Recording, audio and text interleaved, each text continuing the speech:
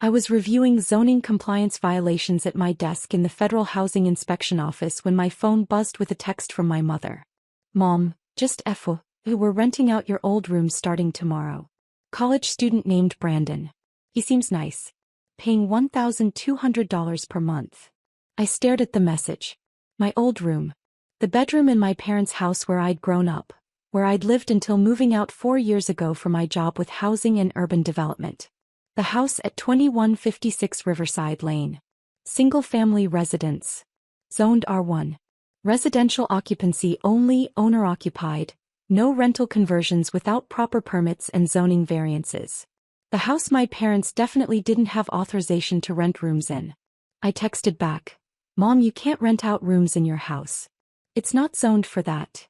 Her response came immediately, "Oh honey, don't be dramatic. People rent spare rooms all the time. It's extra income. We already collected $3,600 upfront, first month, last month and security deposit. Brandon moves in tomorrow." I pulled up the city's property database on my computer. 2156 Riverside Lane. Owned by Robert and Diana Martinez. My parents. Zoning. R1 single-family residential. No rental permits on file. No business licenses. No certificates of occupancy for multi-tenant dwelling. My phone buzzed again. "Mom, your father is so excited. We're making this a real business. We're converting the basement into another rental unit too. Could get $1,000 per month for that. Then maybe the garage apartment. We could make $3,000 plus monthly. Why didn't we think of this sooner?" I felt a headache forming. The basement. The garage. They were planning to turn their single-family home into an illegal boarding house. Me, "Mom, you need permits for all of this. Rental licenses. Zoning variances. Safety inspections. You can't just start renting out rooms." "Mom, we looked it up online. As long as we live here too, it's fine. It's called owner-occupied rental, or something. Very legal. Stop worrying so much, Sophia. Not everything needs government paperwork." I am the government paperwork. Specifically, I'm a senior housing compliance inspector for HUD with secondary authorization for local zoning enforcement. I'd spent 6 years working my way up from junior inspector to my current position overseeing residential property compliance across 3 counties, including the county where my parents lived. Me, "Mom, I work in housing compliance. I'm literally telling you this is illegal. You need to stop immediately and return Brandon's money." "Mom, you work for the federal government, honey. This is just local stuff. Totally different. Brandon already signed a lease. We can't back out now." I opened my email and searched for recent violation reports in my parents' neighborhood. Nothing on their property yet, but that would change quickly once they actually started operating an illegal rental. My phone rang. Mom calling. "Sophia, I don't understand why you're being so negative about this," she said before I could even say hello. "Your father and I are finally finding ways to make extra income in retirement. We thought you'd be proud of our entrepreneurial spirit." "Mom, I'm trying to protect you. Running an illegal boarding house can result in massive fines, loss of homeowners' insurance, and even criminal charges if something goes wrong. Boarding house. It's just renting a room. Mrs. Chin down the street rents out her spare bedroom and nobody bothers her. Mrs. Chin probably has proper permits, or she's violating the law too and hasn't been caught yet. Mom, listen to me carefully. You need to cancel this arrangement with Brandon, return his money, and if you seriously want to rent rooms, you need to apply for proper permits. We're not canceling. We already spent part of the money on new furniture for the basement renovation. This is happening, Sophia. I'm sorry you can't be supportive." She hung up. I sat at my desk, staring at my computer screen showing my parents' property information. As a federal housing inspector, I had a legal obligation to report known violations. But these were my parents. Then again, they were about to commit housing fraud, endanger tenants with unpermitted construction, and potentially face penalties that could destroy their retirement savings. I picked up my phone and called my supervisor, Margaret Chin. "Margaret, I have a conflict of interest situation I need to disclose." "Go ahead." "My parents just informed me they're illegally renting rooms in their single-family zoned home without permits, proper safety inspections or rental licenses. They've already collected money from a tenant moving in tomorrow and are planning unpermitted basement renovations for additional rental units. Silence. Then, your parents are about to run an illegal boarding house? Yes. And they know you're a housing inspector? They think federal and local enforcement are completely separate and that I have no jurisdiction. Do you want to recuse yourself? I thought about it. If I recused myself and passed it to another inspector, my parents would face the full force of enforcement with no warning, no family consideration, no chance to fix things before official action. If I handled it personally, I could at least try to minimize the damage. No. I want to handle it. By the book, but I want to be the one to do it. Then do what needs to be done. Document everything. I'll back you up if this gets complicated. I spent the rest of the day preparing. I pulled every relevant code, every zoning regulation, every safety requirement. I documented my parents' text messages about their plans. I prepared a formal violation notice. Then I drove to 2156 Riverside Lane. Dad answered the door, surprised to see me on a Wednesday afternoon. Sophia, what are you doing here? Shouldn't you be at work? I am at work, Dad. Can I come in? He led me to the living room where Mom was arranging new curtains. She smiled when she saw me. Oh good, you came to see Brandon's room. We fixed it up so nicely. Come look. Mom, Dad, sit down please. We need to talk. Something in my tone made them both stop and sit on the couch. I pulled out my federal ID badge and placed it on the coffee table. I'm here in my official capacity as a senior housing compliance inspector. What you're planning to do, renting rooms without permits, converting the basement without authorization, operating a multi-tenant dwelling in a single-family zone, is illegal under federal, state, and local housing regulations. Dad's face went pale. You're here as an inspector? To inspect your own parents. I'm here to prevent you from making a massive mistake that could cost you this house. Dad, if you proceed with this plan, you're facing minimum fines of $10,000 for the zoning violation alone. That's before we get into unpermitted construction, landlord licensing violations, safety code violations, and potential fraud charges for collecting rent under false pretenses. False pretenses? Mom's voice rose. We're providing a room. Brandon is getting exactly what he paid for. Brandon is getting an illegally rented room in a non-compliant dwelling. If something happens, a fire, carbon monoxide leak, any safety issue, your homeowner's insurance won't cover it because you're operating an illegal rental. You'll be personally liable. You could lose everything. Other people do this all the time. Mom protested. And when they get caught, they face exactly what I'm describing. Mom, I've personally processed 3 cases this year of illegal boarding houses. One family lost their home to foreclosure after fines and legal fees. Another is facing criminal charges after a tenant was injured due to code violations. This isn't a small thing. Dad ran his hands through his hair. We already spent $2,000 of Brandon's money on furniture and basement materials. Then you need to return the remaining $1,600 immediately and figure out how to come up with the other $2,000 to make him whole. Dad, this is serious. If I don't report this violation, I'm committing professional misconduct. But if another inspector finds out, and they will because Brandon will probably mention it to someone or a neighbor will report it, you'll have no warning and no chance to fix it. Mom stood up angrily. So you're going to report your own parents? Ruin our retirement income plan? This is how you treat family. I'm trying to save you from ruining yourselves.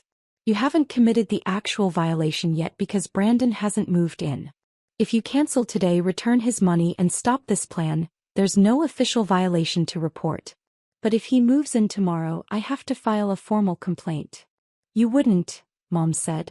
I pulled out my tablet and showed them the violation report form I'd already prepared. This is what gets filed if Brandon moves in tomorrow. Official notice of illegal rental operation. Immediate cease and desist order. Property inspection within 48 hours. Fines starting at $10,000 with daily penalties of $500 until compliance. Potential revocation of occupancy permit if violations are severe enough. Dad stared at the screen. Revocation of occupancy? What does that mean? It means if the violations are bad enough, the city can declare the house uninhabitable until all issues are corrected and all fines are paid. You'd have to move out of your own home. Mom sank back onto the couch, her anger deflating into shock. We didn't know, she whispered. We really didn't know it was this serious. I tried to tell you this morning. You thought I was overreacting. Because you're our daughter, Dad said. We didn't realize you were speaking as an actual housing inspector. We thought you were just being cautious. I'm being both. As your daughter, I don't want to see you lose your home and your savings. As an inspector, I can't let you endanger a tenant and violate federal housing law. These two things align here. You need to stop this immediately. Mom looked at Dad. We need to call Brandon. And return all his money, I added. Every dollar. Today. We spent $2,000, Dad repeated. We don't have that in checking right now. Can you borrow from savings? He nodded reluctantly. Yes. It'll hurt, but yes. I spent the next hour watching my parents call Brandon and explain that the rental was canceled due to unexpected permit issues. Brandon was angry. He'd already given notice at his current place, but agreed to pick up his refund check that evening. While Dad went to the bank, I walked through the house with Mom documenting everything they'd been planning. The basement was already partially demolished. They'd torn out drywall, exposing wiring and plumbing that definitely wasn't up to current code. The planned bedroom would have had only one small egress window, a fire safety violation. The electrical panel was overloaded. If you'd put a tenant down here and there'd been an electrical fire, I said, they could have died. And you'd have been criminally liable. Mom was crying now. We just wanted extra income. Social Security isn't enough and your father's pension is smaller than we expected. We were trying to be smart. I understand. But there are legal ways to generate income from your house. You could apply for a legal ADU permit for the garage. That would take 6 months and cost about $5,000 in fees and inspections, but then you could legally rent it. Or you could downsize to a smaller house and invest the difference. Or look into a reverse mortgage. But running an illegal boarding house isn't the answer. Dad returned with a cashier's check for $3,600. Brandon picked it up that evening, still angry but mollified by getting all his money back immediately. After he left, my parents sat at the kitchen table looking exhausted. Are we in trouble? Dad asked. Officially. No. Because you stopped before the actual violation occurred. Brandon never moved in, so there was no illegal tenancy. As far as the official record is concerned, nothing happened. What about the basement? We already started demolition. Put it back. Restore it to its original condition or get proper permits to finish it legally, for your own use only, not as a rental. If you want to renovate for yourselves, fine. But no tenants without proper zoning changes and permits. Mom looked at me with red eyes. I'm sorry we didn't listen to you this morning. I'm sorry I had to come here as an inspector instead of just as your daughter. No, Dad said firmly. You did the right thing. If you'd let us go through with this, we'd be facing those fines right now. Brandon would be moving in tomorrow and we'd be building code violations into the basement. You saved us from ourselves. 2 weeks later, I received a formal complaint in my office. Anonymous tip about illegal rental activity at 2156 Riverside Lane. My heart sank as I read it. Someone had reported my parents anyway, probably a neighbor who'd seen Brandon looking at the room or noticed the basement work. I assigned the case to myself and conducted an official inspection. I documented that the property was owner-occupied, single-family, no tenants, no rental activity. The basement demolition had been restored. Dad had spent a miserable weekend putting the drywall back up. I closed the complaint as unfounded, no violation observed. But it had been close. If my parents had gone through with their plan, this complaint would have come in while Brandon was living there, and everything I'd warned them about would have happened. Mom called me that night. A housing inspector came today. Not you, someone else. He looked around, asked questions, and then left. Did you know about this? Yes. Someone filed a complaint. I had to send an inspector. That's protocol. But everything was fine, right? We're in the clear. You're in the clear because you stopped when I told you to. Mom, this is exactly what I was trying to prevent. If Brandon had been living here, that inspection would have found violations. You'd be drowning in fines right now. Silence. Then, thank you, Sophia. For protecting us even when we didn't want to be protected. 6 months later, my parents applied for a legal ADU permit for their garage. The process took 8 months and cost $6,200 in fees, inspections, and minor construction updates. But when they finally got approval and rented it out legally, they were getting $1,100 monthly from a tenant who had a proper lease, proper safety standards, and my parents had proper insurance. They were doing it right this time. Dad sent me a photo of the first rent check with the caption, "Legal money feels better than illegal money almost was." I keep the violation report I never filed in my desk drawer. A reminder of the day I had to choose between being a daughter and being an inspector. I chose both. And it saved my parents from losing everything. Last week, Mom mentioned that Mrs. Chin down the street, the one who was supposedly renting her spare room, got hit with $15,000 in fines and had to evict her tenant. I told her she should have listened to my daughter, Mom said. She didn't believe me that you were a real inspector. She does now. Sometimes enforcing the law means protecting people from themselves. Even when those people are your parents. Especially when those people are your parents. The house at 2156 Riverside Lane is still standing, still legally occupied, still my parents' home. Because I stopped them before they turned it into a violation that would have destroyed them. My old room is a guest room now. Legal, safe, and not for rent. Exactly as it should be.